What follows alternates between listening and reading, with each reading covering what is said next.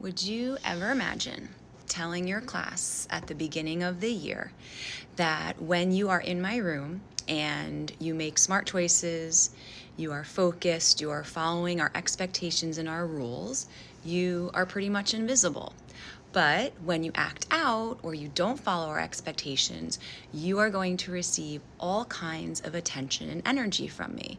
Of course, we would never say that. Of course, we are thinking, why would anybody even imagine saying that to their class? But unfortunately, we as teachers unintentionally do this all the time.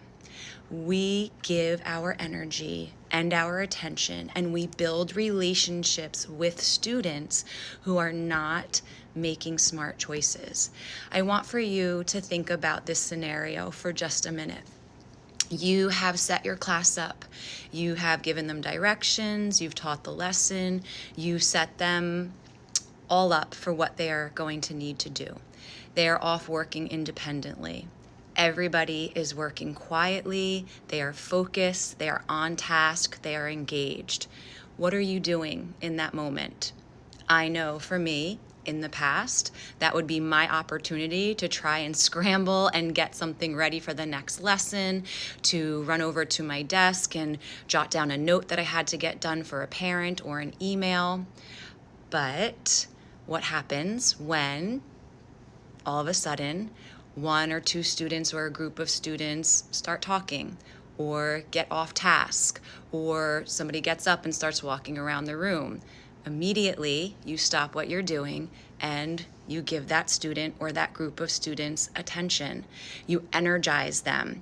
And so what our kids are learning is that misbehavior, not following expectations, is the quickest, most reliable way for me as a child to get attention and energy from you. That for us to make this connection, right, I can get that connection instantly from you when I am making poor choices. What we want to do and what Nurtured Heart is all about is we want children to learn that I am not available for that connection that you are seeking when you make poor choices, when you are acting in a negative way, when you are not following our expectations. We want to change the thinking that our children are going to get the most energy and attention from us when they're acting in a negative way. We want to teach them, and that's what we have to do. We have to teach. We have to relentlessly, and I use that word all the time, show them that when you push those negative buttons, it's kind of like the batteries have died and you are not going to receive any energy, no sparks. You are not going to get what you are seeking. You are going to get a non-energized, quick reset to get back on track. And through this and through Nurtured Heart and through practicing this, and it takes a lot of time, we start to change the idea in our children's head that negative behavior equals connection, relationship, and attention. And that shifts to positive choices, making smart choices, following expectations. That is when I get the energy and that connection and that relationship that I'm looking for.